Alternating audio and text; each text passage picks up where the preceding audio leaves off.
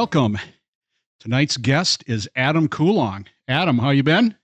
Great. You know, it's been been quite some time since I've seen you. A minute. It's been a few years. What have you been doing lately? Well, I mean, same as I've always been doing. Playing and traveling, keeping busy. You're not in Ireland drinking Guinness out of the spout or anything right now? What's going on? What are you doing here? Not right now. I was there in March, so. Yeah, I was going to say I was looking at your website and I saw Oh, that for you real? guys were in March. Yeah, were you in Dublin? Yes, at the beginning and at the end. We always fly into Dublin, and we always end up there at the end of the trip because that's really the only airport to fly in and out of internationally. Nice. So Yeah, we could talk about that. I was in Dublin in 2002. very good. You had a very good time over there. But yeah, the Vikings have gone over there, and it's funny. The airport, the sign when you get off the plane and you're walking into the airport, it's got like a Steelers and Vikings logo, and at the airport it says, the last time the Vikings landed here, they literally conquered us. Good luck, lads. Right. Nothing much to live up to there. So, Adam, what are you drinking?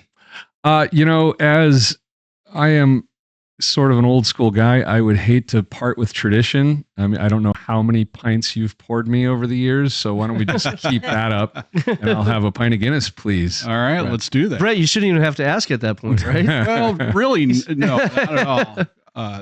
We'll start it off. And Right on. Gene, what are you having? Sauvignon Blanc. Sauvignon Blanc.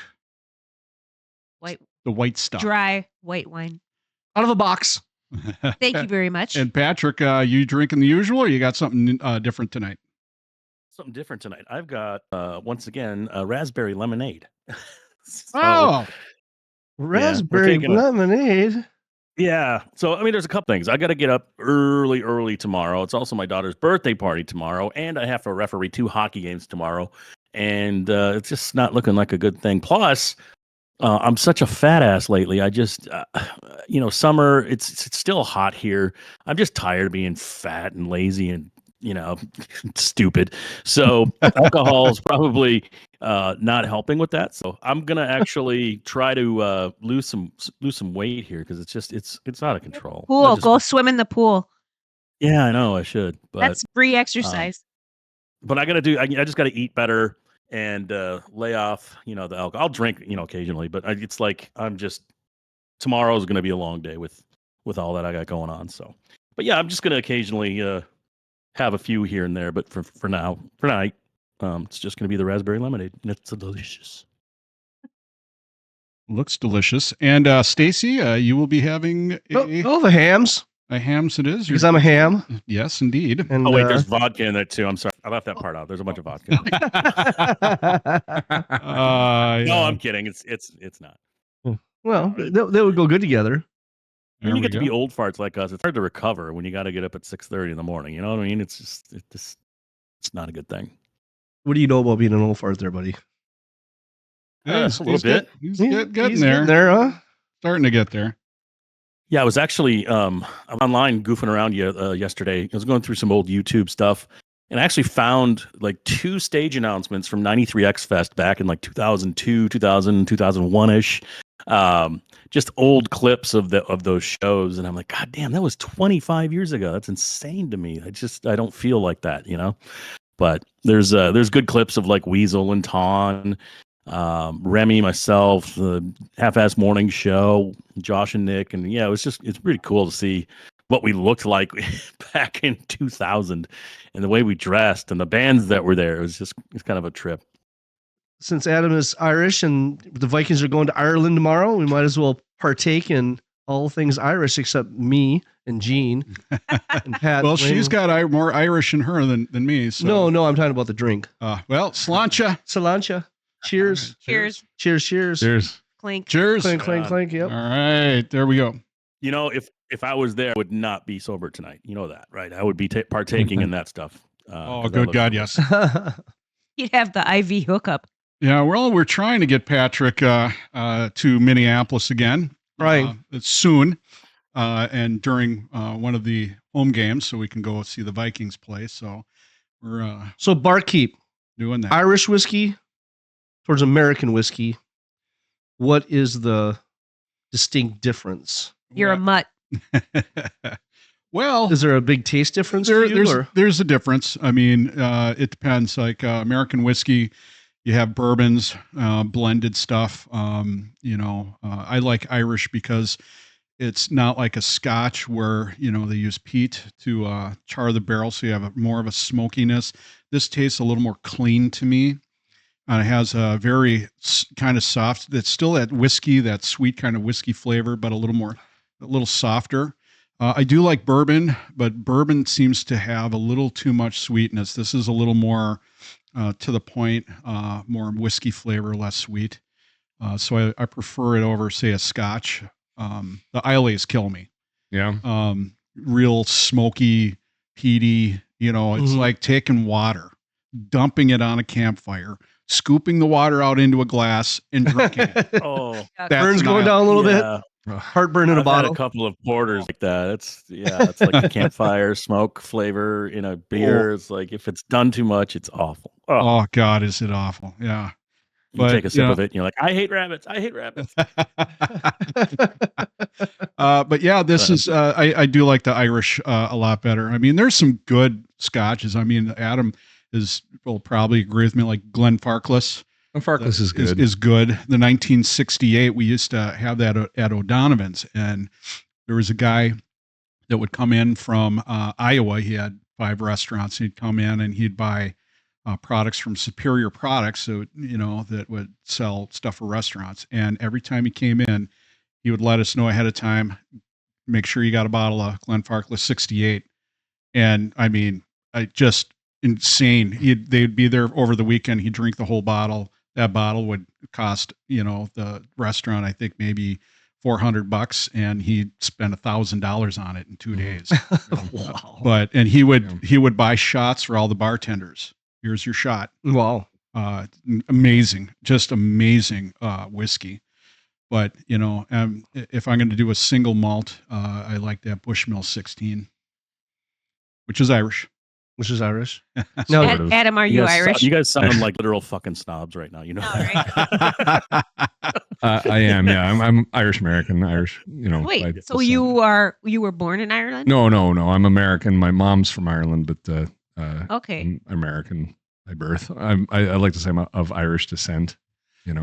Now you're so Irish that you manage the Irish Fair. Is that correct? I'm the office manager and the currently the board secretary. So I'm one of a team of people who manages the Irish. Do you Fair. do Irish yoga? No. I'll show you what that is later. Great. I look forward to it. Slumped over a bar stool Right. and stuff like that. Now, Patrick, do you guys have anything like that out in Sacramento? Irish Fair? Anything like that? Not that I've seen. I'm sure there is because the state is so big. Excuse me. But I actually met a guy who's a drummer in an Irish band out here, and he came from Minnesota. And I can't. His name was actually Pat, and I can't remember the narrow name it of his down. band Will right you? now, but God, I'll try to come up with the name of the band later. But no, I've bumped into a guy that's in a band. But there's, as far as the fairs go, I'm sure, but they're probably out in the rural areas. His name is Pat and not Patrick. Yeah, I think his name was Pat Money. No, I'm kidding. Patty?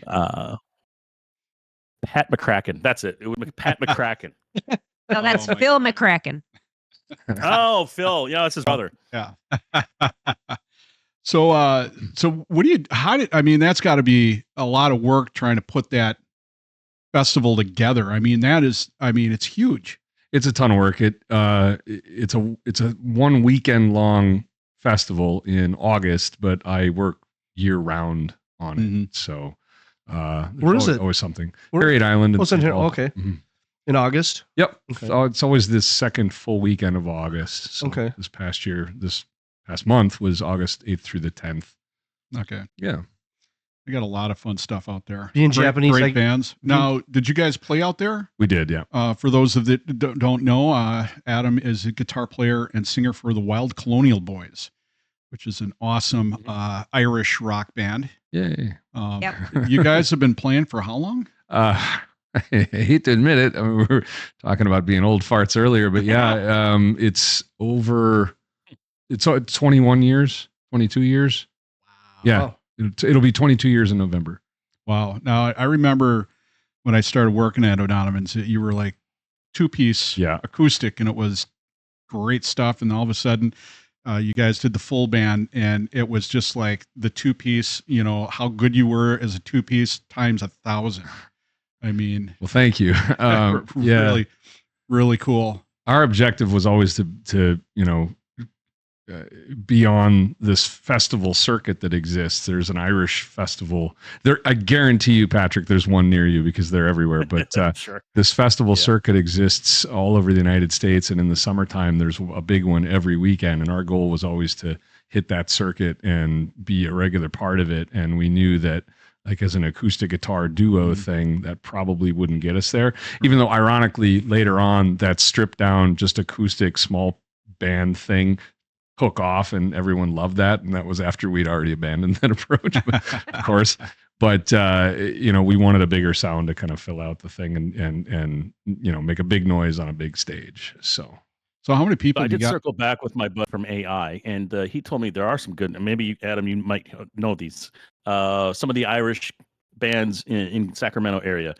One-Eyed Riley, Stepping Stone, O'Connell Street, okay. Lions of the North. Well, you guys got a lot of them. Yeah, Cali Celtic, Okay. the Mighty Murphys, and On Off. And I'm sure there's more, but those are just some of the ones, the top ones. That's awesome. There's so many bands. It must be a good scene for that there. That's cool. Well, we had kind of like an O'Donovan's / Kieran's downtown Sacramento, and it was a victim of COVID, but that was like the place to go. And they had, like a front room and a back room, and they always had, and what you guys do is awesome, because I've actually seen videos of you just sitting in the corner of a pub, or you can be on stage and doing all it. But when you walk into an Irish pub and there's music playing and it's live and it's just 3-4 guys, it's so powerful, it's moving, it's so cool and unique. That's what I love about what the Wild Colonial Boys and all those other bands do is I'm sure you got to love it for that kind of reason too. Like, you're doing something that's really, really enjoyable and intimate, with people like right there. Absolutely. I mean, that's, for me, that I much prefer being right there, right in front of somebody, old school, kind of, because I came from rock and playing in basement house parties in college and, basement bars later on. And, I love it when the crowd is like right in front of you, as opposed to, like, if you're on one of these big festival stages, there's a big stage and then there's a gap and then there's a barrier and then there's a crowd of people and then they're like 100 yards away. Yards away, right? Yeah, it's not as fun. I mean, It can't pass you a drink too. Yeah, I know. They throw them at me in the cans. Get Catch. Yeah. So you play all your own music, or is it stuff that's covers for Irish music? The whole deal. We've got, a ton of original material that we've written over the years. We've released, I think, 13 albums at this point, but we can do everything in the Irish catalog as well. Mhm. There's standards. Somebody wants to hear Whiskey in a Jar, or Tell Me Ma, or Right. Foggy Dew, whatever. We can certainly do that. We know contemporary bands stuff like Flogging Molly or Saw Doctors. There's a whole genre which is really fun to be a part of. And our goal was always to make sure that we could fulfill a lot of the requests that would come at us.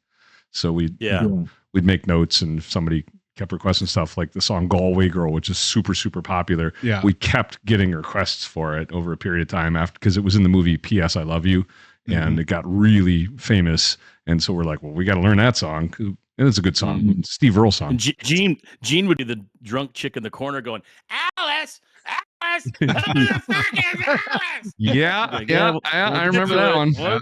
Fucking right. That one. Fucking right. That was very If you've popular ever for a been to while an too. Irish pub downtown on St. Patty's Day, there's it's the best. My favorite band. I used to take St. Patty's off to go down to to Kieran's or Oh yeah, what was the other big one back in like the early 2000s? It wasn't downtown. maybe it was Local? Yeah, maybe it was Kieran's before it moved, I think. Oh yeah, the Didn't- original Kieran's that was Yeah. across the The street original, from Yeah, the I used to live Gentleman's Club. downtown. Yeah, Okay. and I would take literal March 17 and March 18 off Oh, that's- every yep. year. That's the 'Cause- pro and I would move. go Is down March there for 18th. lunch. I'd sit there through dinner, and then whatever the fuck happened after 7 o'clock that night, I didn't yeah. know. But Do you have That Irish in was you, fun. Patrick? Do you have Irish in you? 100% sure I have 3 Norwegian grandparents, like straight out of Norway, and the grandfather on my dad's side supposedly married an Irish lady, but I haven't done like the full research on it. But I think she was her maiden name was Edwards, but I think she was more English than Irish. But, maybe she was in Ireland, but she was of English descent because my dad thought my grandmother was from Ireland and Irish. He named me Patrick. So most Irish folks are of Norwegian descent because of all the raping and the pillaging and things. How did you get to the Wild Colonial Boys? Well, I imagine maybe you played band in high school or middle school or something. And how did you, learn an instrument and then get to, I'm going to be doing Irish rock music? So when I was a kid, I really loved the show Dukes of Hazzard. I remember Dukes of Hazzard. Do you know what I loved about Dukes of Hazzard? We all Was know. Waylon Jennings playing the guitar Oh, okay. during the intro sequence. Mhm. I loved that guitar, and I was like, I want to do that. So when I was 8, I started taking guitar lessons, but my hands are too small. They're still very small, and that didn't work. But then when I quit, but it saddened me. And then when I was 10, I picked it up again, and it stuck. And so I started playing guitar when I was 10, and I formed my first band when I was 14, and I played not in the high school band, but I played in rock bands in high school. When I went to college, I formed another band that was kind of a cover band that after college morphed into a band called H Block 10 that thing. There we go. So Okay. Patrick was very nice to play us on Loud and Local on 93X back in the day. And There we H Block 10, there were 4 guys in that band, and 2 of them were getting master's degrees and wanted to play less, and the other 2 of us were not smart enough to stop playing music and get real jobs. So we wanted to play more, and I was like, why don't we play Irish music? We already had a couple songs that were like Irish songs, and I wrote songs that were about Ireland and Irish politics and stuff, and I was really into it. And I wanted to be more of an Irish band, and we hung out, like we would rehearse and then we would go to Kieran's and we would hang out at Kieran's, and that was like where we were anyway. We were part of this community. I knew all these people, and I had family friends that were there and the whole deal. And so we broke away from, H Block 10 kind of died a death, and we, started what became the Wild Colonial Boys. And that's where, And if I remember correctly, back in the day, there was the IRA and the Ulster movement, and there was a certain prison that had an H Block 10, right? Am I correct? Yes, you were I haven't correct. fried all my brain cells yet. Holy shit. Yeah. So the H blocks were the nickname for Long Kesh Prison, which is where they housed all the Republican prisoners, all the IRA guys. And in 1981, they had a hunger strike there, and 10 of these guys died on hunger strike fighting for, their rights as, political prisoners as opposed to just like rapists and murderers and stuff like that. And they wanted to make sure that they were seen as separate. And they had these demands that Margaret Thatcher and the British government just said, F you. And so 10 of them died there. And so we called the band H Block 10 because we were these revolutionaries from Minneapolis. So you were inspired by Dukes of Hazzard. Yeah. Patrick, is that why you started wearing Daisy Dukes? Is that was that the Exactly. inspiration? Yeah. Okay, because we all know what I we watched like from these, that. and I got a Jeep and the whole bit. There's a cooter joke in here somewhere, but I don't know if we're going to go there. When it gives new meaning to good old boys. Yeah. Yeah. So you've been playing this, and where did you start playing? What were your venues that you started playing in? The very first ever venue that we played as like an Irish thing was as H Block 10. We learned a bunch of Irish songs and played on St. Patrick's Day at Kieran's. Okay. The old manager, Fitz, Tim Fitzgerald, who has since Remember passed him? away. Yeah, he was awesome. Yeah. He was a huge proponent of Irish music and Irish culture in the Twin Cities, and he was nice enough to give us a gig because I spent so much time in there. I feel like he thought he had to. You're paying rent already. I paid the light bill. Yeah. So what I'm seeing is that we've had a lot of musicians on here. Okay. And not many have made Patrick's list to get on the radio. There, Patrick. What's that? To get onto your show, the Loud and Local. How many bands have we had how many musicians have we had that have been on Loud and Local? Oh, hundreds. No, with you. No, from here. No, our podcast. Oh, from on our podcast. Probably we've had half of our podcasts are right. Musicians, probably 3/4 of those. Oh, okay. Because I remember one of the podcasts who said we couldn't get on Patrick's show. Yeah. And you're like, well, some of them. I mean, Adam, you probably had a relationship with Mae Young at KQ too, right? Like yes. She would have bands in and do live performances and interviews and things like that. And so I would imagine Adam and the Wild Colonial Boys probably fit better in that box than on 93X Loud and Local. Right. So. And the way it normally works, like Mae Young did a lot of voiceover work, and I did voiceover work as well, and we had the same agent, so I think she gave us a break because she knew that as a connection. Nice. Yeah, just full circle. Like I was going to broadcasting school, and I knew Mae from St. Louis Park, where she graduated, I think 2 years ahead of me. But she knew of me, and I asked if I could intern, so I would go in late at night and hang out. And back in the day, we were smoking weed and drinking beers while we're 2:30 in the morning playing Pink Floyd songs, and it was great. And from there, she was doing a local music show, and I thought to myself, if I ever get on a radio station, I want to do that too, because I thought, it's pretty cool. Like you have this huge radio station like KQ, and she's inviting people in at 11 o'clock on a Sunday, and she gives them an hour to play and promote. And then I noticed we'd go to pubs, and she was like a rock star, like, "Oh, you're not paying for anything tonight." And I'm like, "That's cool. Okay." So, little of those those little fringe benefits, So I got to 93X, and I was like, I got to do a local music show because there's a whole other side. The hard rock scene needs some representation, and so Mae and I got along in that regard because it was like there was some crossover. Like Melismatics would be on her show and also on mine and things like that. But yeah, that's kind of like how I kind of got into the local music at the radio station. I was just you two met first, right? You two met first, you and Patrick, and then is that when you met Brett? How did you guys meet? Patrick and I met. No, you and Adam and I met when I started working. It's probably before I started working at O'Donovan's Irish Pub, bartending there. I think I saw you guys. I came in after work when I was working at TGI Fridays. Walked in, and I saw you guys. I'm like, oh my God, these guys rule. And I was like, yeah. It's a very low bar. There weren't a lot of good bands. But there was, for acoustic stuff.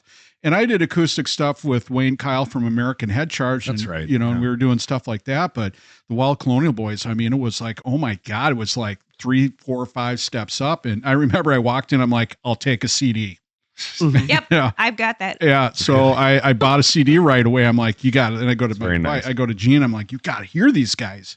And she's like, let's go see them. So we went and came and saw you. And this is before I started bartending at O'Donovan's, but then once I started bartending and you guys were kind of a regular guest there playing. We played a lot. You played a lot there. You brought in the people for sure.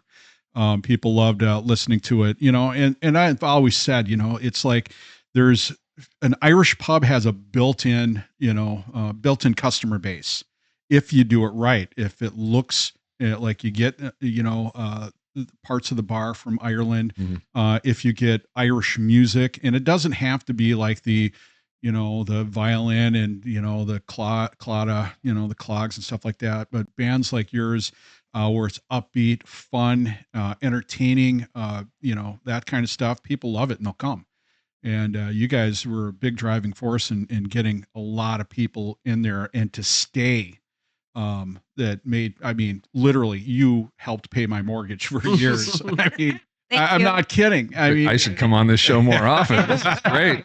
but seriously, I mean, you guys, I mean, anytime that you guys are playing, I'm like, oh, fantastic. I'm not going to get cut early and I'm going to make money. Because Irish can drink. And that was it. But people would come, and then even when the other restaurants closed down, they'd all flock in and come in, and they'd sit up front, and they're having it was a party. OD's was always like a late night industry bar. Absolutely, For sure. it was a party all. You have the a time. bunch of groupies. I'm a married man now. No, I know, but there's always A that. line of gingers out the door. You used to have a bunch of groupies. There's always that lone slut out there that tries to go, "Oh, you're married. I'll change your mind." Sometimes it's not about the money. Yeah. But yeah, I mean, it was a good time, and in fact, I mean, it was a good time for the bar business too, pre-COVID. Oh yeah. And when you were saying, Yeah. when you were talking about how COVID just decimated the bar industry, it absolutely did. Yeah. And I mean, I was lucky because years earlier, I went. I don't know. I think it was 2010. I went into the law enforcement world and did that for a number of years up until recently I just retired. Oh, I didn't know that. Yeah. Wow. gonna You're bring older that than I up. thought. Yeah. I Okay. retired from law enforcement. Congratulations. To do this. A man of leisure. Yes. I am very leisurely now. That's awesome. And according to Gene, he gets cranky. I get cranky. I need to be doing stuff. It's like living with a bitch.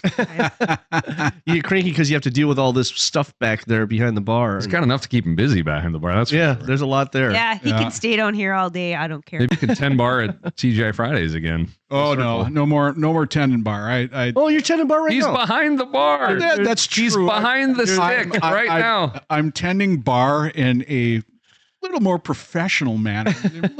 I met and married a bartender, and he never even made me one cocktail until like 10 years down the road. Once we got the bar, then I made her cocktail. All right, there we go. Because we have a good bar here. Because you had a box of wine in the fridge. Why would you? Patrick's Shut up. been here. Patrick, back in the day, came in here, and Patrick's like, "Wow, nice bar." Yeah, Super this Bowl is party. great. Yeah. Super Bowl party. It was the Carolina year, whatever. Yeah. Whenever Carolina lost to Philly, I think it was, or something Yeah, like that. yeah. But so I did another little AI search. I'm going to call him George. I asked George about H Block 10, and I think it was "Come On Out, You Black and Tans." Is that what I played? Yes, CD probably.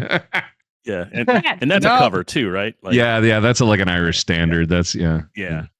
But yeah, no, it's just I just for shits and giggles, I just Googled it and I was like, oh Wow. wow, you can Awesome. still see H Block 10 Awesome. on here. And then I was like, I saw the song name and I'm like, yep, that's it, man. Ooh, yeah. And The Struggle, what a great CD name, what a great album name, The Struggle. Thank you. It had a number of meanings. So you have a lot of Yeah, YouTube no, I- videos then, huh?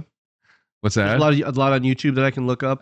Kind of. I mean, yeah, our YouTube presence is terrible. I will fully admit that because we were never really into because you got to have a lot of gear and a lot of put a lot of effort into making a good video like you guys are doing here. This looks fantastic. We were always, it can't be arsed. I just don't care.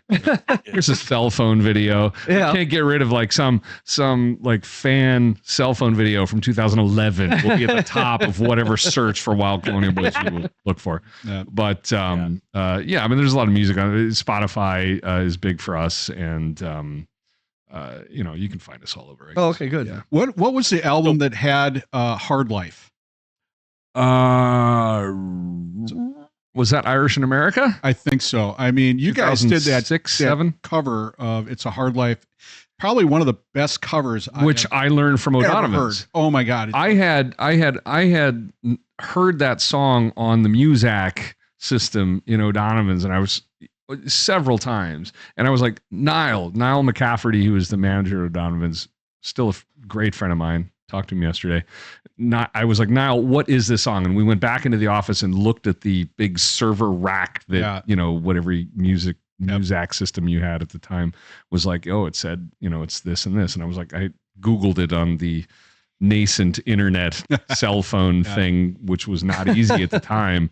I finally found it's a guy called Pat Kilbride who covered that song is by Nancy Griffiths. Right. and he covered it, and so it was a cover of a cover that we did. But it was, you're right, it's a fantastic song. And I was like, we have to play this. It is. Are you I gonna mean, play it now? Sure. well, we have the acoustic upstairs. Do you Bring really? that baby down so Should I for go you to get play. We'll have Adam play a song at the end of the Yeah. podcast. Right.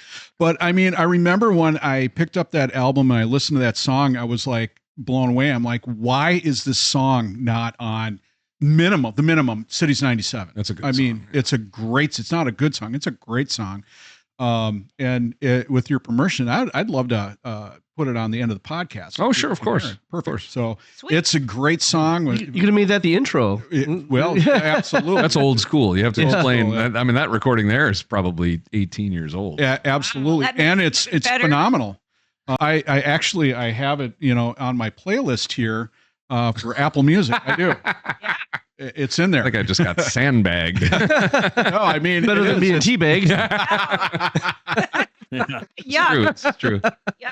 Oh man. Speak You from mentioned you were experience. in Dublin. Do you go yearly? And do you go specifically for like St. Patty's Day over there? Or how's that?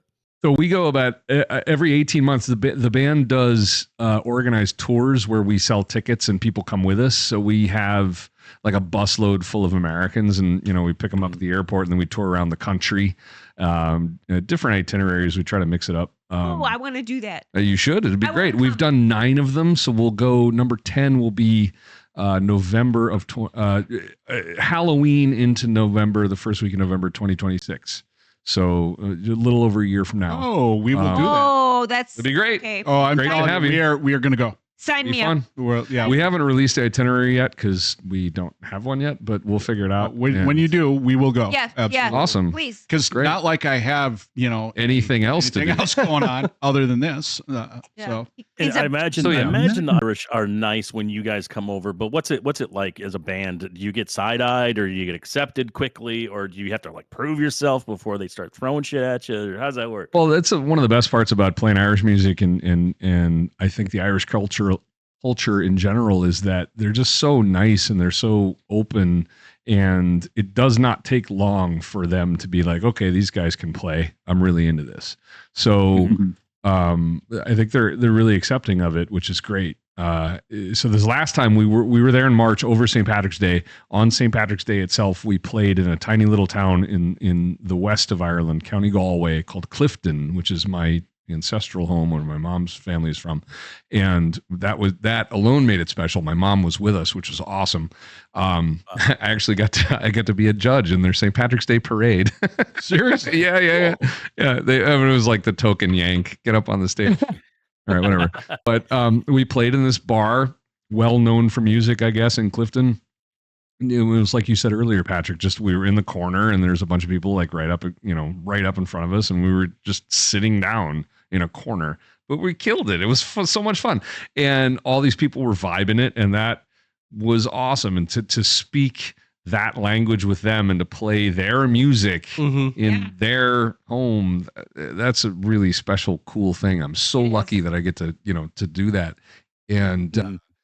I do think they really appreciate it because they don't care. They don't care where you're from. If you can play it, Well, the like, fact that's that you're cool. the fact that you're from Right. the United States and you're playing their music that they Yeah. and going, wow, they know our music, they know our Yeah. and they're badass at it. They're not embarrassing themselves. No, yeah. Yeah, they better be good at it. Right. Yeah. You don't want to be, because they will Yeah.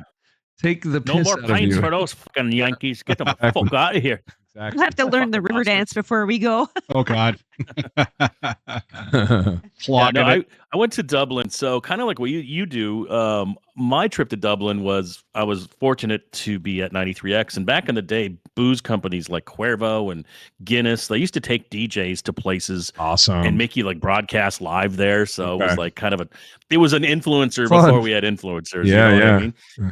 And so we had this campaign for like 2 months. You'd go to a bar, I'd be there, I'd pull a name at the end of the night, you'd win a trip to Dublin with Guinness. So we did that for like 10 weeks, and we had 8-10 people from Minneapolis, Detroit, I think Charlotte, somewhere from the South, and then some Jersey folks. And so we had like 6 host DJs and like 60 people, and they put us in a hotel, and we basically had to go around and they would promote Guinness, at Dublin pubs and things like that. But we got to tag along and we just drank Guinness for like 3 days straight. Got to tour the Guinness factory. Oh, yeah. All I had to do was kind of get on the phone once a day, and I'd call and they just record me, and I'd just be like, "Hey, it's Patrick. I'm in Dublin having a great time with Guinness." Blah blah blah blah blah. 60-second commercial. Throw it on the radio. So that's what I was doing. What a But other job. than that, What it a was just job. like have a fucking blast, man. Yeah. So we did the riverboat tour. You get on this little boat, and I'm 6 foot tall. It's really shallow, and you go under these really shallow bridges. And Right. I remember that. And I remember back in the day, we were just like, "Where's Bono's bar? Where's you two hang out?" That's all we were. Yep. This is 2002, right? So Yep.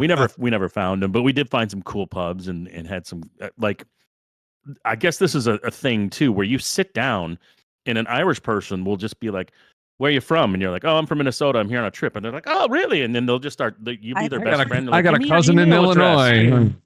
Yeah. Yep. Yeah. They just give me your email What? address, and I'll email you when you get home, and blah blah. And I'm like, "Okay, it's weird." But they do and I though. remember, But they email you. They do. They talk to you. yeah, they I mean, do. like, they It do. was nice to talk to you. I was like, "What the Yeah. hell?" The Yep. food is And then actually really good too now. Oh yeah. Oh yeah. Oh, Oh yeah. So is the Guinness taste a lot different I over fucked there? up. Oh yeah. I fucked oh, up because when I was in Dublin, I ate at Burger King pretty much every night because I was just hammered, Oh. and the Oh. bar restaurants were closed. On But I did- Grafton Street, I did get a- the shopping district. There's a Burger King on that big main shopping Yeah. thoroughfare. That dude, You know what? dire. When we were down there, we went to McDonald's and I got like what I thought was ketchup.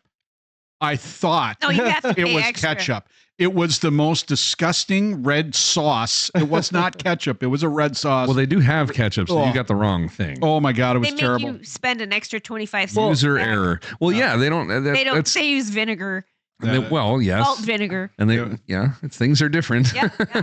The malt vinegar thing, that was awesome. have I got a different- burger. Finally, I went to a restaurant. I got a burger, and they brought it out with a baked potato. I was like, Yeah. that's weird. The first thing I always do. I've That been, was Well, getting usually fried, we man. fry these up.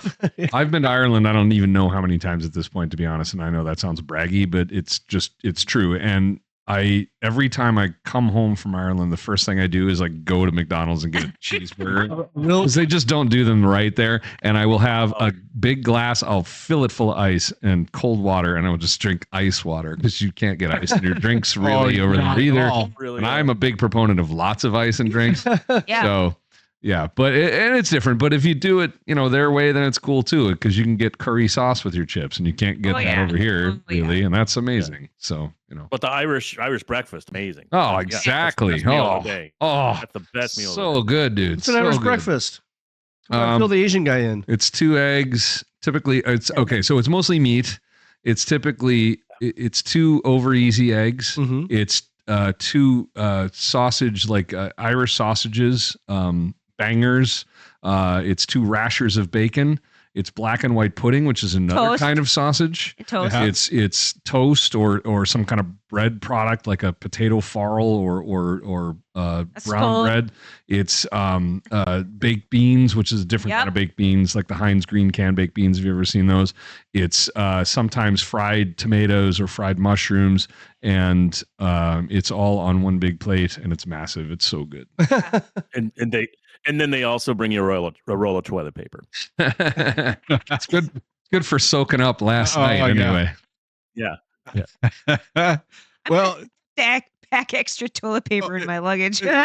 for something like that. I mean, but when we were in Ireland, I tried it. I tried the Irish breakfast, and I mean, like the real deal, not like Blood sausage Donovan's stuff. one is the best. That was the best in town. one. It was so the best in town because it was completely authentic. And, and that's what I liked about it, because it was real black and white pudding from Ireland. The rashers were from Ireland. The beans were from Ireland. I mean, everything that they put on that plate was a true Irish meal. And it brought me back. I remember the first time I had it, because when I had it in Ireland, I scarfed that whole thing down. I'm So like, good. oh my God, this is the greatest breakfast I've ever had, So good. ever. And then at O'Donovan's, I ate it. I'm like, oh, it just brought me right back. And then he came home and had a McMuffin. Those are good too. They're good. Gina actually makes McMuffins in the morning, and Yeah? they're fantastic. Nice. But But I use good ingredients. Yeah. Exactly. That's key.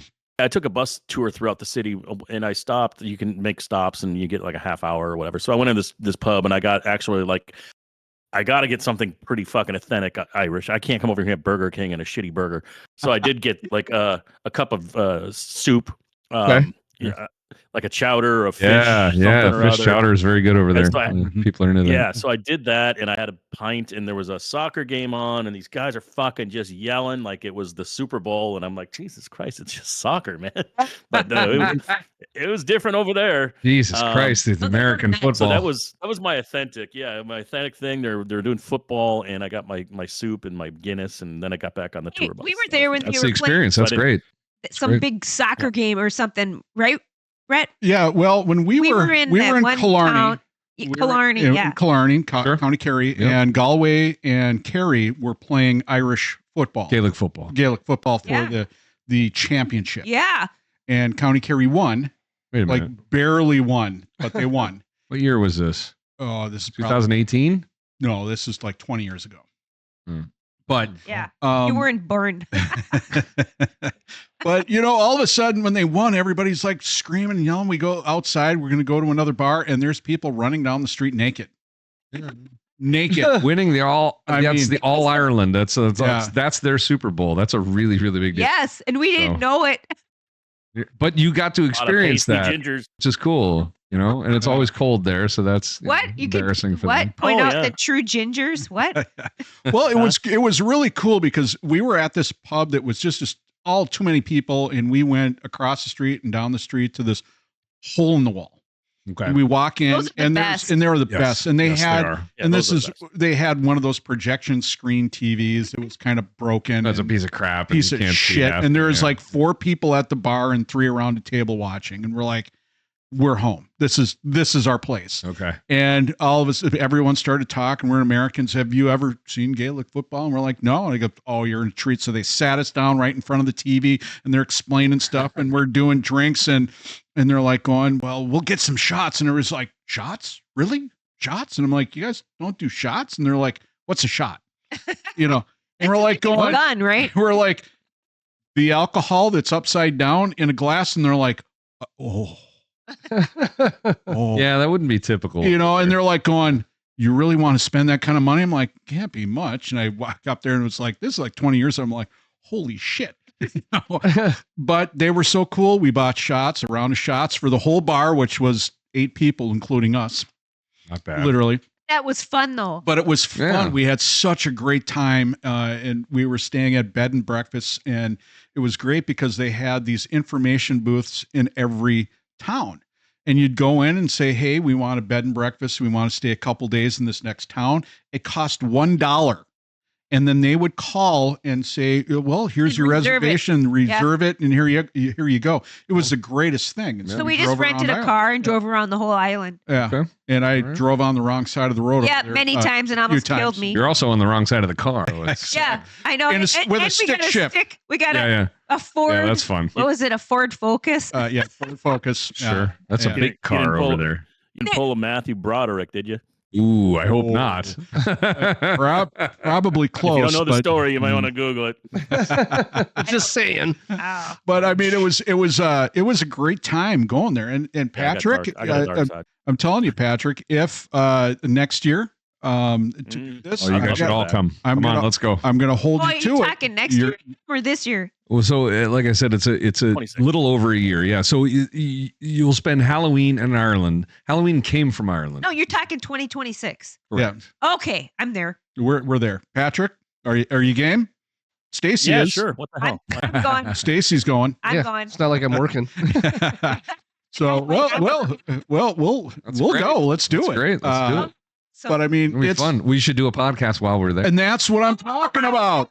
Yes. How do you do that? Oh, they have internet there. It's the birthplace of Halloween, so that's why we're going to go there. And that will be great. How does that work? They drove the snakes out of Ireland or some silly. That's not Halloween, but yeah. They used to do the original jack-o'-lanterns were turnips.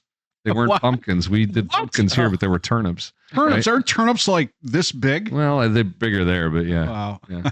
So, yeah. They're big into Halloween. It's always a good time. That's cool. Yeah. You would think they would be made out of potatoes. Yeah, people dress up. Yeah, I don't because I'm lazy. I'm gonna buy a costume now. You should. Yeah. Oh, this will be great. I mean, I'm game. I'm in the the years of life where these things are great to do. So You're in the prime of your life. If you're retired and you're old like us, then travel the world and have fun. Yeah. I should So be people by that. out there, Halloween, Ireland, it's the thing to do. We'll do it. 2026. 2026. So when you put this together, can people out there, if they see the podcast and say, "Oh, this is pretty cool, I want to do this," they can get a hold of you? Yes, if you go to Wild Colonial Boys, BHOIS.com, you will see a link to our 2026 Ireland tour, which again, we haven't put together the itinerary yet. We work with an amazing company called Celtic Journeys, who's based in St. Paul, but Maria Flynn Conway, who runs that company, is from Waterford, Ireland. And I've been to Waterford. Have you? It's a great town. I bought some crystal plates for my mom. And it's a Viking town. Yes, I know. Yep. It's cool. So yeah, come to yeah.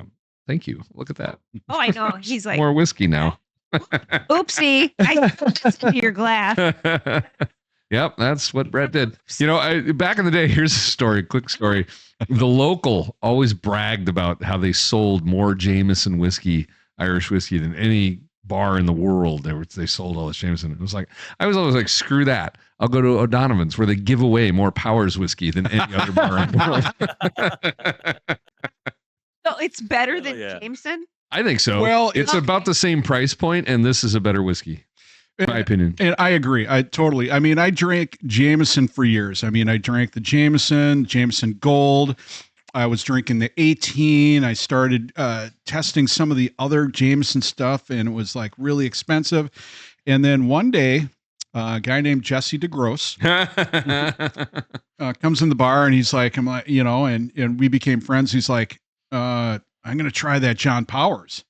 I'm like, that John, what the fuck is John Powers? What? You mean Powers? He goes, yeah, John Powers. Powers, the Three Swallows. So I poured up him a shot and poured up me a shot. And then I held that shot until I was done with work. Wink. And I did that shot and was like, oh my God, this is like 10 times better than any Jameson that I've tried. I think it is. It's great. And then I tried all the different, types. I tried the Redbreast 12, the Redbreast. That's a good whiskey 15, too. And it's good. Tullamore 12. And I was on a quest for the best Irish whiskey. And I wanted to know exactly, if I'm going to sell whiskey, I'm going to know what I'm talking about. So, and I became that guy. I tried all the whiskeys. I taste tested them. I wrote down the notes and what I liked and disliked about each one. Total geeking out on total whiskey nerd. Yeah, totally. But I tried every one that we had. I even tried all the scotches, even the ones that I could not stand, the Islays. Give me that dirt. That's the best. You guys slagged that earlier. Lafrague. Yeah, give it to me. Lafrague 10. So good. Lafrague. I have it at home. Yeah, a real Irishman. We got Celtic brethren. I even tried the Lafrague quarter cask, which is about as smoky as you can get without burning the house down. Literally. And I was Bunnahabhain, Lagavulin. I was trying all those. I was trying the Highland scotches that everybody drinks, the Glenlivet, Glenfiddich. Any Glen will do. Yeah. Single malt, of course. Yeah. It's, but I tried Glenfarclas. I was like, oh my God, this stuff is awesome. Yep. But I even bought the Scotch Bible, and I started trying all these different scotches and Irish whiskeys and stuff. And I just kept coming back to the Powers every time. It just simple, easy, and just smooth and inexpensive. Yeah. Although this bottle that I bought was $32. Well, that's liquor prices. Yeah, liquor. But like in a bar, that Powers would be the same as a Jameson. It is, yeah, and it's far better than Jameson. It used to be like $6 or $7, or I don't know what it is now, but like they'd be at the same level price wise, right? And but you're gonna get $7, yeah. But like Jameson has a real bite at the end of it. The Powers just doesn't have. It's smooth. No, it's so smooth. Yeah. And I like it a little bit better. When people ask me a Scotch or Scotch whiskey, whether it's blended or not, versus an Irish whiskey, whether it's single malt or blended. I always go for the Irish because it's more. They use coal when they char the barrels, so it's got a smoother flavor. You can taste the hints of earthiness, but it's not overbearing like Tyrconnell. It's got a little bit of smoke, but it's just not that peaty stuff. I mean, Powers is a pot still whiskey too, which is nicer than a column still. Yeah, you get more of kind of the grain. Right, it's nice. Now, Patrick, you like your whiskey, but you do bourbons more, don't you? Yeah, no, I was kind of like what you said about Jameson. I used to kind of do the whiskeys, but I found the bourbons were a little smoother.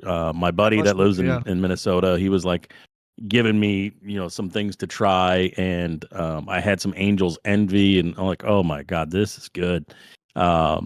Michter's was one of them. I did do like a single barrel Jack Reserve that was really expensive, and I didn't really favor that, but my like simple go-to is just a Jim Beam, but I'm really more into bourbons than I am, whiskey. But it's a deep world. Kind of distinct. And keep very busy just doing bourbons. Absolutely true. True. It's like a warm summer day. I mean, there was a guy that would come into O'Donovan's, and when he came into O'Donovan's, he was always drinking different scotches. I know that guy. That there were you. But he did a tour. I mean, he brought in his Scotch Bible. And what he did was he had eat all the pages. Each day that he went, he would go like 2 or 3 distilleries, a couple of distilleries a day. And he split it up to like 4 or 5 different trips to Scotland just to check out the breweries. And he brought in and it was all tattered and stuff, and brought it in and said, I've tried them all. And, I'm trying to sell him stuff. And he's like, no, check out page 37. What's his name? Ron tried them. I've tried them all. No, but it was a younger kid. I mean, I shouldn't say younger kid. I mean, he was probably in his, late 20s, early 30s. And he wanted to try Scotch, and he didn't like Scotch when he started drinking it. But he kept drinking it and learned to love it. And he wanted to see how it was made, and decided to go to Ireland, or not Ireland, but Scotland, and went to Scotland and started doing it. He had a Bible and wrote in the pages and everything else, and gave it to us to keep behind the bar. So we kept it behind the bar at O'Donovan's. That's cool. I have no idea what happened to it, but it was behind the bar, and there was pages of information. It was fantastic. But this is the only person I've ever met that must have had at least 100 different scotches, different brands, flavors, the whole thing. Wow. So, okay, so going back to the Wild Colonial Boys, do you guys have like a regular schedule to play, or? It's not as regular as it used to be, which is okay. We play as often as we'd like to, which is good. I think our next gig might be at the Dubliner in St. Paul in a couple of weeks. I can't quite remember off the top of my head. I'm sorry. I didn't How many times do you play a month? Again, not as often as we used to. This month we've played, I think, 5 times so far. I think we have one more. November, it might be 3 times. It's not. So you're a specialty band. I mean, kind of. Yeah. I mean, I've reached the point where, we're getting old. I mean, I want to be with my family. Yeah, exactly. At the height of it, we played 200 times a year. We would play O'Donovan's 3 nights. We would play Thursday, Friday, Saturday, and then we had a regular gig at the Dubliner every Sunday for 5 years. We played every Sunday at the Dubliner. Wow. It was like, that was a lot. It was great. October 17, you'll be at the Dubliner. Oh, there we go. There we go. Yeah. 21 plus show. 9:00 free. Holy cow, no cover. And then you'd be going to the Dubliner in Omaha, Nebraska. Is that the same ownership? No. Is that kind of a franchise thing? Nope. No, it's just nope, kind of a totally popular different. name. That is the like quintessential, just stereotypical Irish bar name. And here's the thing: if I were to ever win the lottery, which I will never do because I don't play the lottery, but if I were ever to win the lottery, I would go to every Dubliner pub in the world because there are so many of them. Oh, yeah. It would just be fun to do. I've been to the Dubliner in St. Paul, the Dubliner in Omaha. I've been to the Dubliner in Munich. I've been to the Dubliner in and you'd have a little notebook. Washington, D.C. Yeah, I'd have a little tattered notebook with all of the names of. Check out page 37. That was a good night. Yep. Well, you can't win the lottery if you don't buy a ticket. I know. You better buy that. How come they don't name it after like Belfast. I know, that's a good question. Or something? Car That's like bombed? a No. belch, like a belch or a fart or something. It's been Belch 30 fest. years since they got peace. No, but seriously, have you ever been to the northern part of Ireland? Oh yeah, Belfast? I lived in Belfast for 3 years. Wow. Oh, did you? Yeah. Wow. Yeah. In my 20s, I lived in Belfast, and I was there. I was at 97 to 2000 ish, and when H Block 10 went away before Colonial Bhoys started, that's where I was. So what is the difference between Northern Ireland and Southern Ireland, or Well, what the from a realistic Brits. perspective, we have 50 states. okay? Ireland, So do we. the island of Ireland has 32 counties. Yeah. 26 of those counties make up the Republic of Ireland. That's the southern part of Ireland. Because after a civil war in the 1920s, the Brits gerrymandered the island, and they took the 6 northeastern counties because that's where they had a Protestant loyalist voting majority, and they kept that. And then they said, okay, you can do what you want with this, but we're going to keep this part. And it was the same old thing since 1916. Exactly. In your head. Exactly. In your head. Yep. So 1916, yeah. But 1916 was when they declared the Irish Republic, and they literally had their own Revolutionary War, and they said we're going to be separate from England. They tacked what they call the Proclamation of the Irish Republic onto the wall of the General Post Office in Dublin, which I'm sure you saw, Patrick, and they literally declared the Irish Republic. There was an uprising that was put down in about a week because the British Army was one of the biggest ones in the world, and these were, a ragtag group of several hundred people. They took the leaders and they executed them by firing squad in Kilmainham jail. And then that kind of schism led to an eventual civil war. Again, the British are very, very good at, sort of dividing and conquering. Yeah. And so they pitted Irish leaders one against the other into these two sides. And they offered them, sort of kind of a semi-peace that came with this gerrymandering of the island. So what drew you to Belfast in the first place? So I had a friend who he over here, there were a lot of kids that came over here in the 80s and the early 90s that were children of people that had been affected by the Troubles in the north of Ireland, and they were just kids, and they would come live with families. I grew up Catholic, and like in our church, you'd see all these kids that would be there in the summer times, and with like these Belfast kids. And I didn't know anything. I didn't really know anything about. Is your name Belfast? And we're playing baseball, and it was like, "Hey, buddy, how you doing?" He doesn't know what's going on. But I eventually came to learn that the political side of stuff that was going on, and in my 20s, I was a bit of a firebrand, and so I joined this group called Minnesotans for United Ireland, and they worked with a guy in Belfast who would bring kids over to get them out of the Belfast for the summer, because, excuse me, in the summertime, stuff really got hot there. Yeah. The loyalist side of things would like kind of force these marches down like Republican Catholic enclaves in the city, and they'd sing all these songs about how they were better than the people who lived there. And it was kind of like if the KKK marched through Harlem with the consent of and the help of the government.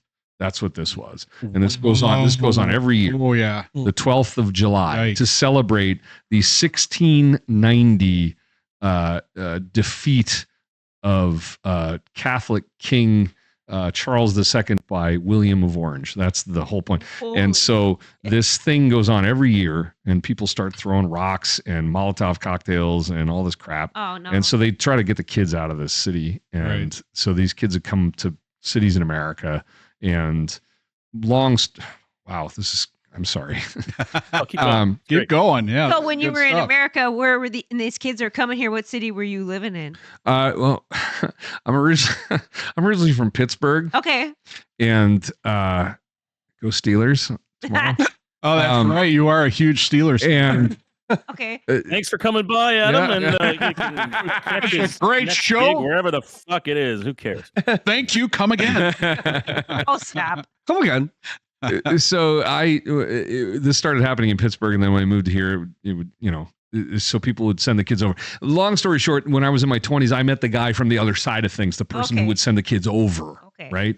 And I got laid off from a job and I had literally nothing to do. And I was like, I'm going to go to Ireland. And I'm going to stay with my cousins and I'm going to sort some shit out. And I ended up being there for a long time. That's cool. And I looked this guy up because, like we talked about earlier, give me your email address, blah, blah, blah, blah, blah. Well, guess what? I emailed him, hey, I'm going to be in Belfast. Oh, come stay with me. And I lived on his couch forever. And I ended up working for this guy's hooked up. He's on the city council in Belfast now, but at the time he owned a construction company and a cab, like a taxi company. Right. So during the day I would work for his construction company and I would shift bricks and do all this, labor work. And then at night I would dispatch taxis.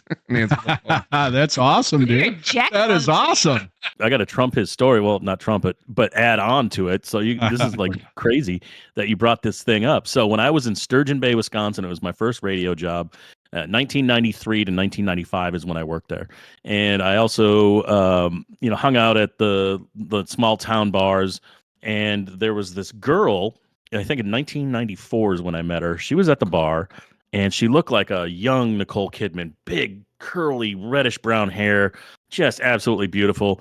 I sat down, I talked with her. Her name was Joanne Fagan, and she's from Northern Ireland. There you go. And she was in town because she was part of that program. And she explains to me, when I was a kid, I used to come over and the Hartles, that was their last name, the Hartles would foster me for every summer. Yep. And one of the girls that is part of that family is getting married this summer. So I came over for the summer.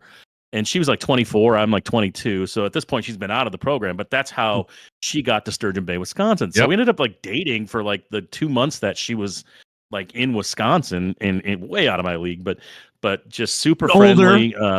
I saw the pictures of you back when you were in Sturgeon Bay, Wisconsin. Good-looking guy. You're a good-looking, thin, built, good-looking guy. I get My that. God, Patrick, what happened? What happened? But she was her brother was a truck driver, so she was just in awe of all the trucks in America, and she just loved taking pictures of semi trucks. But she really wanted to go to the Mall of America. She had heard about it. She wanted to go. It had just opened, so I said, "Fuck it." I came back with her for a weekend. We went to Minnesota from Green Bay. And that's about a 6-hour drive. We stayed at my mom's house. We went to the Mall of America. I brought her to the bar that I used to hang out in, Hopkins. But she was like, we drink Budweiser in Ireland. We don't like drinking Guinness. It's what? So I thought that was kind of weird, but Budweiser is the expensive import beer. Oh yeah, it was this. Yeah, but she lived. I remember she lived in Londonderry, County Down, because we would write letters. This is 1994, right? When she went back, I'd write her a few letters. But back then you had to call it Derry, because if you called it Londonderry, you're kind of endorsing the South people. So the North people were the English, yeah, for sure. Yeah, we still call it Derry. We played in Derry when we were there this last time, so she probably would have been with the name Fagan. She probably would have called it Derry. How big is that? I made the mistake once. If you're anybody that's been to O'Donovan's in the past, Polly. And I was from Derry. And I accidentally called it Londonderry. And he goes, Derry. I go, oh, Londonderry? And he goes, Derry. It's Derry. Yeah. There's no other one. It's Derry. And I'm like, okay. I'm about to take you out back, kick your arse.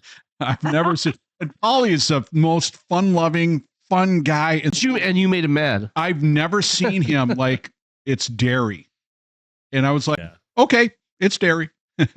Yep. I think I later in life I looked up Joanne Fagan, and I think she's married and living in Paris with. Oh, that's pretty good. It has a daughter, but it's it's kind of weird. I think I actually messaged her hey, it's me. I don't know if you remember me from 1994. And she was like, oh yeah, hi, how are you doing? But that was it. That was it. But I thought it was amazing you telling the story about this program that sends kids over, and she was one of them. She was one of them, and you dated her. There you go. Yeah. It seems pretty small. Ireland's pretty small. I mean, it is compared to America. The size of Alaska? No, Maine. Oh, God, Maine. Oh, yeah. Maine. Yeah, the entire island is essentially, it will fit inside the borders of Maine. Wow.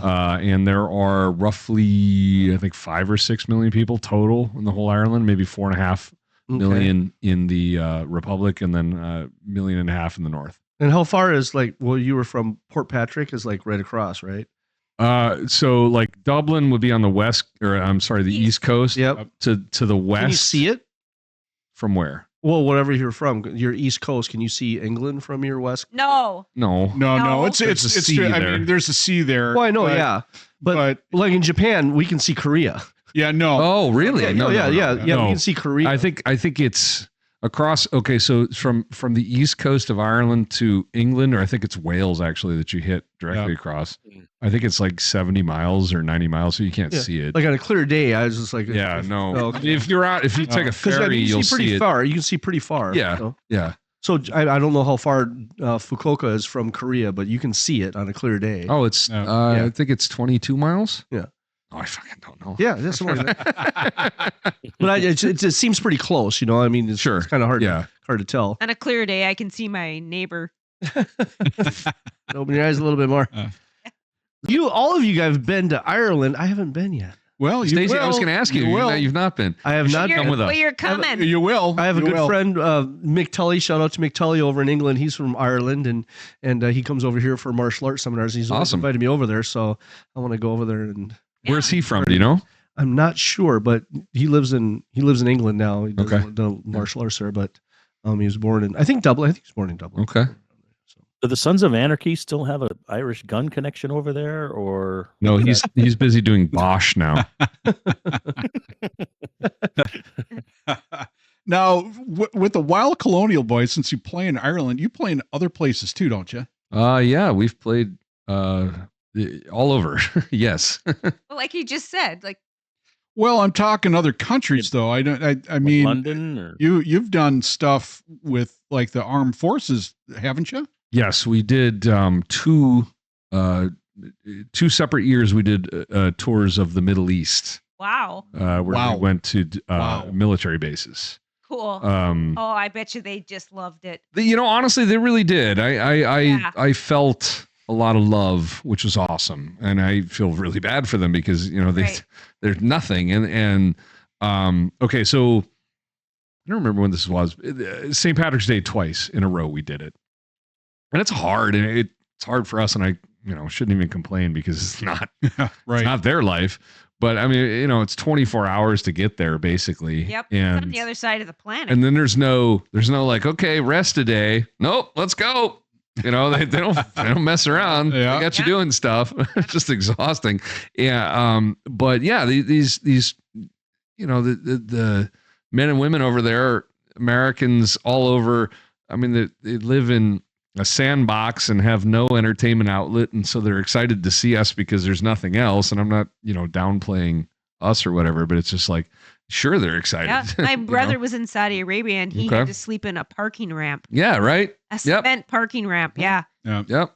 All that stuff is real. Yeah. We were in Qatar. We were in Saudi Arabia. We were in Jordan. We were in Kuwait. Wow. I think it might be missing one. But in any event, yeah. So we'd go over. The pace was just killer. You get off the airplane. There's like 4 hours of sleep, and then the next day they're driving you down a highway where it's like, we can't.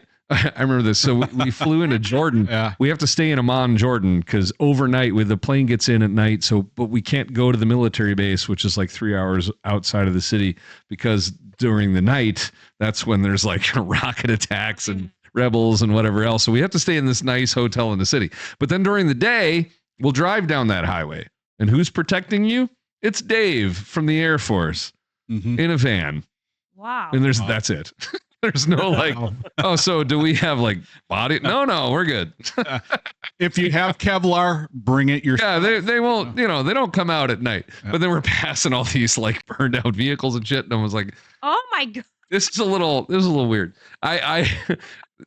My wife was like, "Where are you going? What are you doing?" Now, was this the full band stuff? Yeah. Oh my band. God! Because that's what they do. They fly, bands over, and people. I was honored that they asked us, and I was happy to do it, but it was a little nerve wracking. I'm not going to lie. I'd rather play, Boston. Well, I mean, so how did you get? I mean, that's a lot of gear to fly all the way to the Middle East. Well, they have them and they're set up over there, right? So they have backline, which for you non-industry folks means like drum kits and bass amps and guitar amps. So what did you bring? Guitars and cymbals. Now, did they supply you with the anvil cases to keep your guitars pristine? Well, no, but we have stuff that. So now, the modern day thing is like you carry, like a super padded, they're called mono cases. They're like gig bags. Yeah. But they're, kind of, heavy duty ones. And there was no problem. I always hate doing that, like traveling, because I'm really nervous to get the thing on the plane. Right. Because it's going to take up, a bit of an overhead so space. You have to check all that shit. No, I don't want to check it because then it goes through the spindler mutilator under the runway. No. If in an ideal world, I get it on the plane, but if I have to gate check it, I'll do that. That's not a problem because then they'll carry it and put it under the belly of the plane, and then they'll bring it back up to you when you land. That's okay. I don't mind that it rides down there, but I don't want it to go through the whole thing to get to the, right. That part sucks. But so, we get there and we play gigs and it was cool. And, the people line up and they take pictures with you and they make you feel like a rock star. And it sucks because, they're the ones you didn't that put your lipstick on or your eyeliner? Yeah, I forgot that at home somehow. I'll tell you a cool story. There was one of these gigs we were playing. There's this guy who comes up to us and we're on the stage and he came up and he was like, hey, can I get up on stage and sing with you guys? Oh. Normally I'm like, oh, no.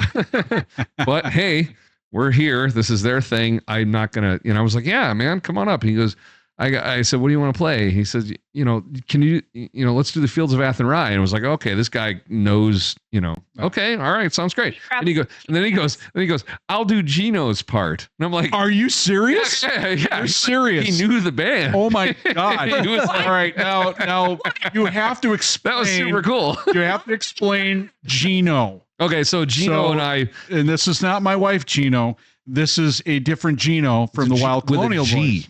With not a J. Yeah. Gino when you mentioned that we started as a two guy like acoustic guitar duo, it was myself and Gino. Gino left the band several years ago, but we released albums and we played all the time. So this guy knew our material from having seen us in Kansas City, where we played all the time, because Kansas City, the bar we played was like 6 miles from Leavenworth, Kansas, where they have a big, Fort Leavenworth. And the guy was from Fort Leavenworth, and now he's over here, and now we're playing him. So back up. So this guy wants to play Gino, and then where were you guys at? I don't remember. Oh, somewhere it was in the Middle East. Okay, I got you. I think it was Qatar. Okay. Qatar. Okay. Yeah, so Qatar. anyways, so Qatar. Doha. It's outside Doha, Qatar. I think it was called Al Udeid Air Base. So he goes, I want to play Gino, and then he wanted to do Gino's harmony vocal part on the song Fields of Athenry. So he demonstrated clearly to me in a very short period of time that he knew, us, not just so that was cool. So he gets up on stage and he killed it. His name was Dan. I don't remember Dan's last name, but Dan, and he was a lieutenant in the Air Force. So we called him Lieutenant Dan, and we still Lieutenant Dan. Yeah, but that was super. Like, I was charged up. That was so cool. This guy, we're halfway around the world, and this guy knows who we are. That's cool. That's amazing. You know what? It's amazing because that's one of my favorite stories. Is why I told it here. Wow. That's it. I don't have any more. Okay, bye. Yeah. But the thing is that stuff never happens. I mean, it does though. But for most last time, most people, it doesn't, unless you're Patrick, right, Patrick? Yeah. Yeah, right. I'm sure Patrick has a number of stories like that, but that one is the only one I know. You. Right. Everyone knows Patrick. I mean, I'm sure he's got a lot. You guys have gone for that too. I saw that you've added maybe am I correct, an authentic Irish person that plays fiddle? Well, he's not Irish at all, but yeah, we now have a new fiddle player. We got our fiddle player of 15 years left a few months ago, and so we had to find a new one. And our fiddle player our initial guy has been around so long, it's like a comfortable old shoe. So it's hard to do that. It's like all of a sudden you have a new relationship you have to deal with, and you got to figure out, what he's all about and Right. why he has to do things Dan, this right? way. He's not a stalker. It's not Dan. Was Lieutenant Dan? I think we saw. For you now. I think we did see Lieutenant Dan after we had come back to the States. He came to a gig, so he was good. Oh, nice. He made it through. But yeah, we got a new fiddle player, and we just started playing gigs with him. We were in Greeley, Nebraska last weekend for their Irish festival, which is always a really, really fun time in this tiny little town in Nebraska. They have an amazing Irish festival. All these people who had Greeley is one of these towns. There are towns in the Midwest, several in Minnesota that were settled by Irish immigrants. Green Isle, Minnesota. Why do they call it Green Isle? What's the Green Isle? I'll give you a hint, right? And there were mostly railroad towns and mostly connected to Bishop John Ireland in St. Paul, who built the cathedral, literally like settled these towns and said, Ireland Boulevard, to speak to him. Yeah. Yes. So Greeley, Nebraska was nothing but Irish people 100 years ago, and they've all since kind of spread out, but they all come back for this little festival in this tiny little town, and there'll be 2,000-3,000 people there, and they get really into it, and we love playing there. So our new fiddle player, Sammy, who's a killer player, he's learning to be Irish. He's like a Norwegian American. To be Irish. I'll teach him. Yeah. Well, if you go to, if you're everyone's Irish once a year. You just have to be a smart ass, whatever. Yeah. I learned how to be Irish, not because I wanted to be Irish. I had to learn the slang because I had 3 Irish people working behind the bar, and I kept saying, "What? What?" Everything they Paulie, said, well, you worked at an Irish Mark bar. McCouche and Darren. Mark and Darren McCouche and Paul Crilly. Yeah. And it took me about a year, but then I figured it out, and Gene would come up to the bar and we're having a conversation, and it's all Irish slang. And I'm like, "Are you ever stupid? What's wrong with you?" and, we have a conversation, and Gene's like, I don't even know what was just said. What are you even talking about? And I'm like, it's easy because he said this and this and this and this. And she's like, I didn't understand a word of it. I didn't either. It was like Greek to me. And then I kind of figured it out. And in Mark and Darren, am I correct in saying, I mean, when they were young, they ran guns for the IRA. Is that true? I can't speak to that. I don't know. Yeah, but, I he's heard. I believe the fifth. they're Belfast guys. Yeah, they're from Belfast. But somebody told me when they were young, and I kind of went, I don't know. Yeah, I don't know anything. My guess is their birth dates are in the 1990s, so no, probably not. They're young, but they were. I mean, they were young and kind of piss and vinegar. Oh yeah. But true Belfast boys. But I just wanted to ask, when you did this tour over in the Middle East, doing the full band and stuff like that, you did a lot of. I mean, you were everywhere. How many times have you gone? Was it once, or did you do a few more times? Or we did it twice over 2 years. Okay, so they were really compact. Like you were only there 3 or 4 days, but you were playing and playing and playing, and then you were gone. Right. There's no leisurely, you're doing a tour. The military. You're not doing the tour. Not messing around. There's no 6 hours until the next thing. You're just like boom, boom, boom, boom, boom, and it was crazy. So the of the two, You're not a morning guy. Oh God, no. Oh, no. The second one is so much not a morning guy that what we did actually was, so our flight came home through Amsterdam. Yeah. So the last time we went, not everybody, but myself, our guitar player Cole, and our bass player Andy, we decided we're just going to chill in Amsterdam for a few days. Oh, good God. in the cafes. Did you have a little bit of cake. idea what you were in for? Of course I did, because we didn't go. Okay, so all right, here's the thing. I haven't talked about this, but it's important to note that we're St. Patrick's Day in the Middle East. Our military But you bases, can't drink alcohol there. No, exactly. Yeah. They're dry countries. They're dry countries. There are Give me a drink. They have deals in place where you can have.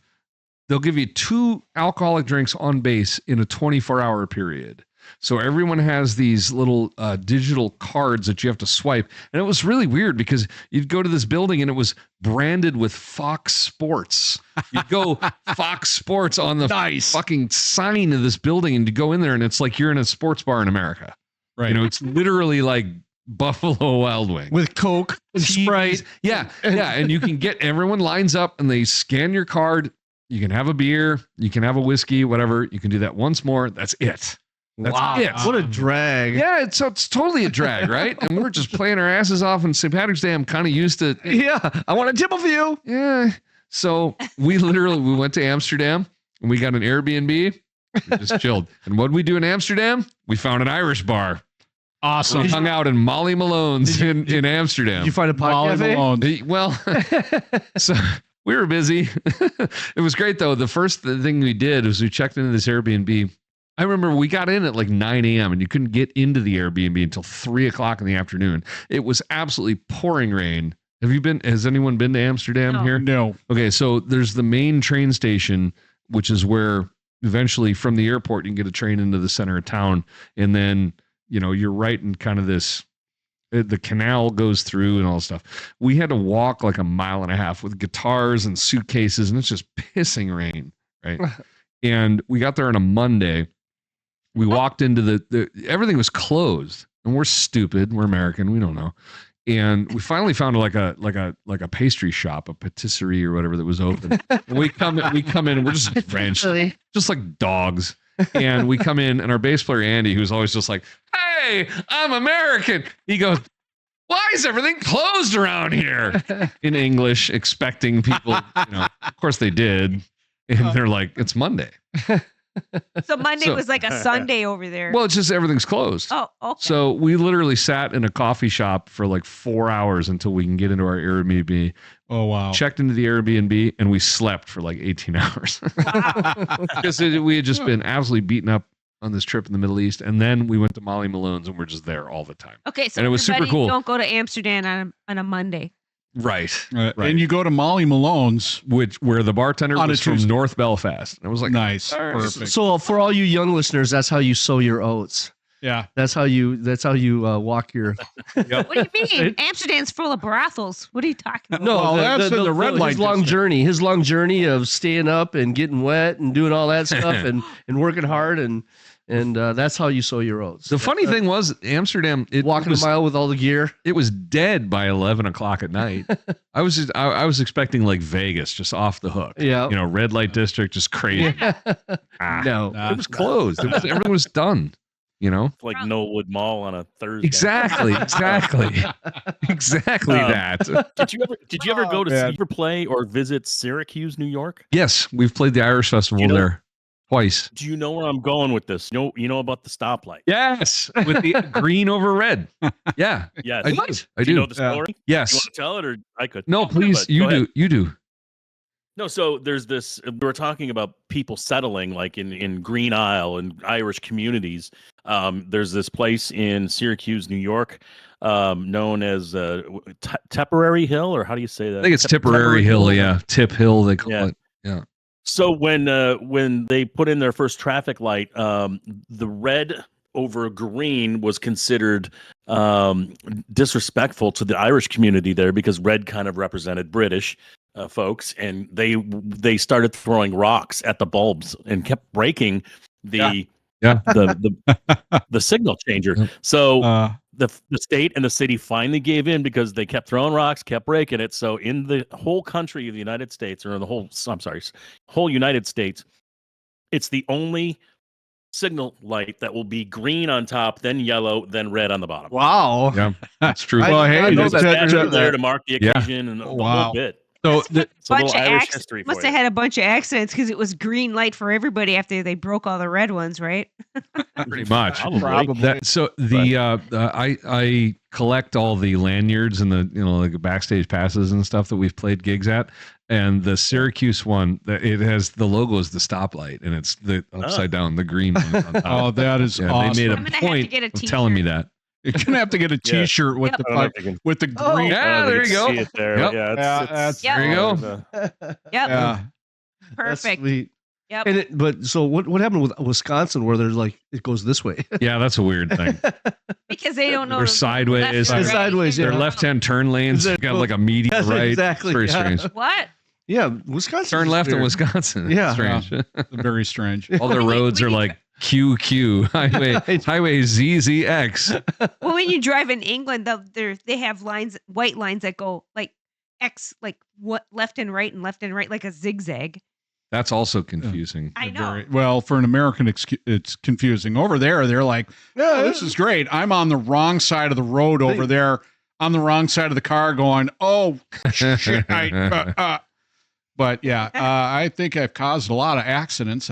He almost killed me over here. Probably a few times. That's why we took the not just there. the train instead. Well, We yeah, got the tube. Yeah, we took the tube. When got we the were in pass. England, we took the tube, and Ireland, it was like, ah.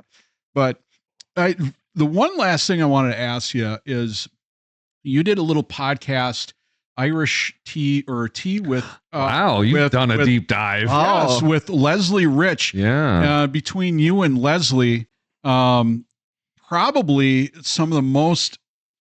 Leslie's one of the most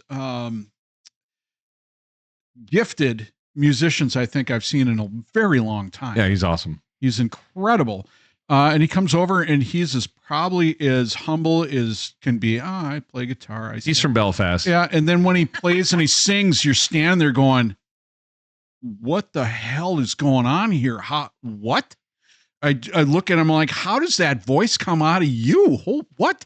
And his guitar playing. I literally took my guitar and threw it in the corner and went, I'm never playing again. I'm done. I'm absolutely done. Yeah. Because this guy that works at a coffee shop makes me look like I've never picked up the but you guys have a podcast.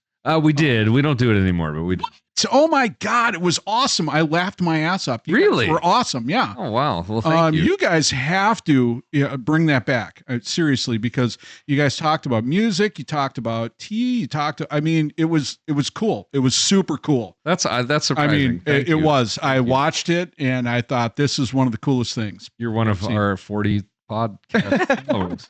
Well, but that's the whole thing. You got to stick with it. I mean, I know. And it's niche oriented. I will 100% admit it was my fault. I was like, I just can't do this every Monday. But Brett is doing a great job in understanding algorithms. You need a Brett. Yeah, you need a Brett. You need a Brett to put it all together and figure it all out, because it's a lot of work. I sure the heck couldn't understand anything that he does back there.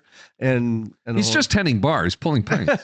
and he's pushing buttons and buttons. like, well, but the thing is, I have a Patrick, and if you have a Patrick, then you can do anything. Yeah. Yeah. I have a acoustic. My superhero strength is that I have a Patrick. Brett. Yeah. We have an acoustic down here. We do have an acoustic guitar down there. If Adam would like to pick it up and play a little bit. Wait, let's take a look and see if you want to play it. Okay. It's the guitar that I've had for years. Okay. I think you've played it before, actually. Really? The Tacoma. Yeah, I remember actually you bringing from this Tacoma, up. Washington. Yeah. It's a clever title. Yes. Free Fender, so it actually plays like a like a CF Martin or a Taylor. You don't mind if I play this? Oh God, no! Please do. Do you need a pick? Is there a pick? You got to pull that out. Yep, and we got picks. Didn't Dave hand that Gorman over here? fuck that guitar up when he was here? Yeah, he had a He fucked it up. Yeah. What did Dave Gorman do? Oh, he was playing. He was playing the Patrick song, and Yeah. What's the Patrick song? No, Do that one. you'll have to look at Dave Gorman's Mike needs to be down. Yeah, we'll pull it down. We'll work on that. All right. Let's just say Is there a tuner? It wasn't very flattering for me. I'm gonna take that off so I can hear Here. that. There you go. That sounds good. Which is why.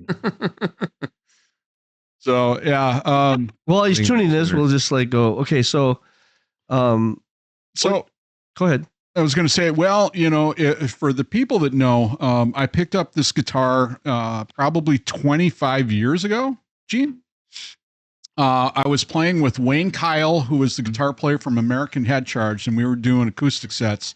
around town, and we were doing that. And when I worked for TGI Fridays, a lot of the Fridays did a lot of the we had a music room, but the other Fridays did karaoke. So Fridays gave me a check and said, buy all this gear for your music room. Here you go.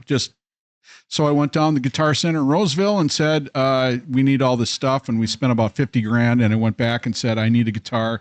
Can you give me something for cost? And the GM said, absolutely, take your pick. And I played a CF Martin, a few of those, some Taylors, and I picked up this guitar and I strummed it, hit a G chord, and said, "I'll take this one." Mm-hmm. You got lucky. Yeah. Should he point it down a little bit? His mic? Just point it. I'm just dicking around. Oh, There you go. bring All it. right. Ladies and gentlemen, Yeah, introduce Adam Coolong Oh, and his no. guitar stylings. Oh no. anything you want. Really? Yeah, Oh, anything you Well, you wanted to. Yes. Dukes of Hazzard intro. I eventually held that guitar. You Oh, did? really? Wow. When I was in my early 20s, I was a lighting guy for a little while, and we had the casino gig, Grand Casino Hinckley, and Waylon Jennings came there, and I got to hold. Oh, my Wow. God. Wow. Did you strum it? Ah, did you strum it? I would have strummed it. Folks that don't know, this is the song I talked about earlier. He doesn't have to play the whole thing though if you don't want. Oh, it's awesome. And his children should sleep. Well, I slip to their windows and they'll see him. And they'll think that white hood's all they need. And it's a hard life, it's a very hard life. It's a hard life wherever you go. And if we poison our children with hatred, then a hard life is all that they'll know. There ain't no place in Chicago for those kids to go.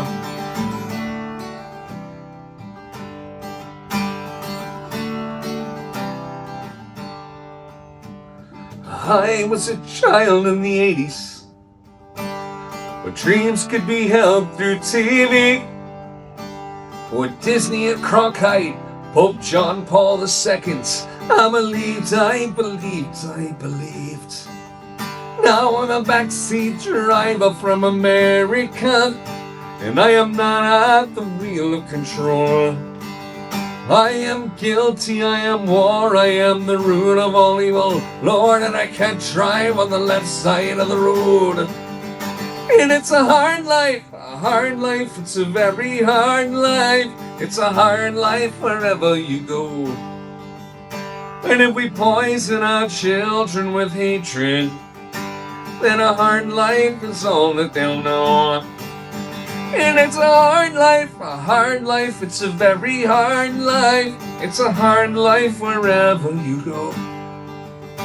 And if we poison our children with hatred, then a hard life is all that they'll know.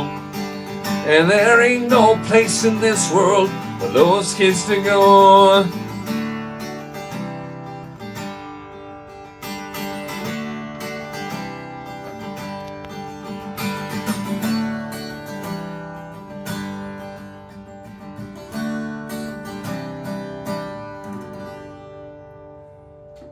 Wow. Wow. That was great. That was Man, awesome. you have a wonderful You're welcome. voice. You have a great voice. Thank you very much. That was awesome. Thank you for And you're the that. guitarist. I'm one of them. But you do vocals, the lead vocals, or Yeah. okay, Yeah. okay. He is the man, the myth, the legend. That was really Yeah, good. that was Nice job, that was nice very job. go. That was very Very go. very. I mean, good. Like going. I mean, oh my God, this is one of the best. Thank you very much. Yeah. I think one of the best performances we've had, and we've had a few. Yep. That was fantastic. Thank you. Thank you. So, Patrick, what do you think? Very good. Not Very- bad. Very good, lad. All You right. kind of have a little accent in that song. All right. Put it on for the fucking it- Panthers anyway. No, but I was thinking when he was singing, it was like this doesn't even belong to a certain genre like Irish music. It's not niche at all. Yeah. What you're singing is very powerful. It's it universal. applies, man. It It's applies universal. all over the place. It's universal. That's Great what I was stuff. thinking. Great stuff. Great stuff. Well, Adam, man, You made my day. Thank you. yeah, You're very kind. Thank you. I'm going to tell you, it was fantastic having you on the show. Thank you. When we put this together, I'm serious. You were one of the first people that I wanted to talk to get on the show. You're like, he'll do it. I figured if I finessed it enough that I could get you on the show, and I'm happy I did. And when are you playing in Minnesota next? Patrick, when was that again? October 17th at the Dubliner. Well, see, when you 9 said o'clock. Patrick, when you said Thank Dubliner, you. there's Dubliners all over the United States, right? This is Dubliner- the Dubliner Dubliner and in St. St. Paul. Paul, Okay. off of Transfer Road. Okay, and University Dubliner and Avenue. St. Paul. University of Vandalia. Okay. October right around 17th, there. Brett, we're going. You should all come. We will Yeah. go. Oh, yeah. That'd be Yeah, great. yeah, yeah. That'd be fun. Absolutely. We'll get a group together. We'll be go. there with our trio. We'll have 2 acoustic guitars and our fiddle. Okay, Absolutely. ooh, I We will gotta go. get a new Yeah. fiddler. Yep. Sounds like a plan. As long as he's not on the roof. All right. Wow. So, all Cut right. that part. Well, Adam, thank you. We're going to put that song actually on the end of the podcast for people to hear the studio version. We'll get your socials up, your calendar page, and all that on our website as well. Because we're about promotion too. We like to promote the people that come on here. So, folks, please get out and take a look at the Wild Colonial Boys and have fun. Go check them out at the Irish pubs. They are fantastic. I know because I've watched them for years, and they're great. So, And if you like this podcast, make sure you push that like button. hit the and- like button, hit the all the subscribe, stuff, hit the yep. share button. And tell your friends. If you have Absolutely. If Pat, you don't have no friends, so. No, this is all I have. This is Thank it. you so much for being here. That was awesome. Very, Well, very, very nice to thank meet you. I'm honored that you chose me. Thank you so much for Oh, let me come hang out on. with you guys. Seriously, this is a lot of fun. Thank you so much. That's Thank what it's you. supposed to be about. Yeah. Yep. Yeah. Well, again, thanks for being on the show. And folks, check them out. We'll have the information up on our webpage and where you can find them. They're a great band to see. Please check them out. And as always, thank you for being part of our podcast. And we will see you next week. If you've enjoyed that podcast, please hit the like, share, and subscribe button. You can find us at thebarwithpodcast.com, as well as YouTube, Spotify, and Apple Podcasts. As always, thank you for your support and being a part of our podcast family.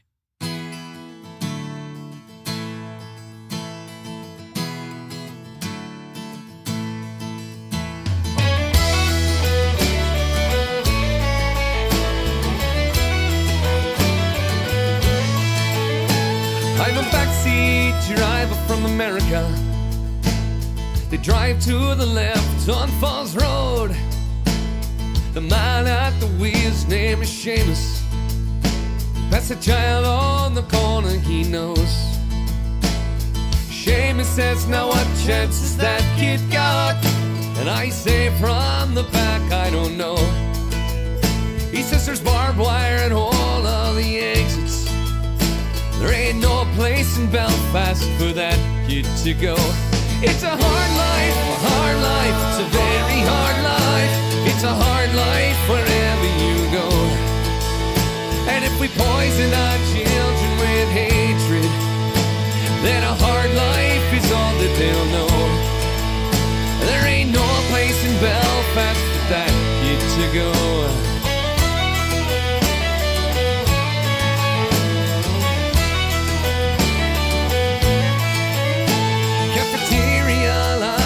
Chicago, a fat man in front of me.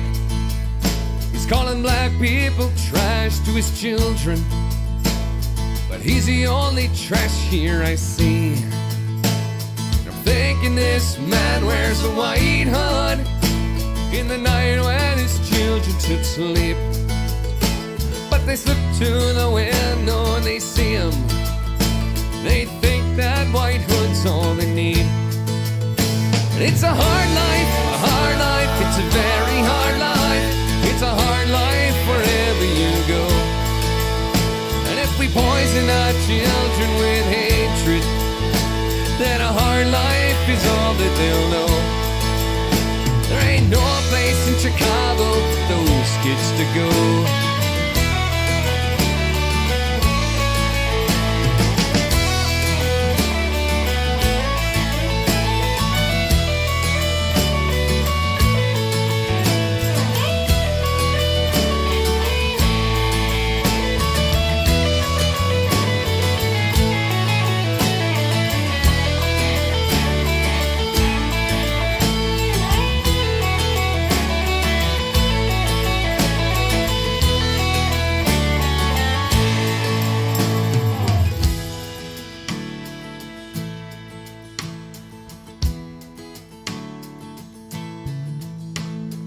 I was a child in the 80s, where dreams could be held through TV, with Disney and Cronkite and Martin Luther. Oh, I believed, I believed, I believed. Now I'm a backseat driver from America, and I'm not at the wheels of control. I am guilty, I am war, I am the root of all evil, but I can't drive on the left side of the road. It's a hard life, it's a very hard life. It's a hard life wherever you go. And if we poison our children with hatred, then a hard life is all that they'll know. It's a hard life, it's a very hard life. It's a hard life wherever you go. And if we poison our children with hatred, then a hard life is all that they'll know. There ain't no place in Belfast for those kids to go.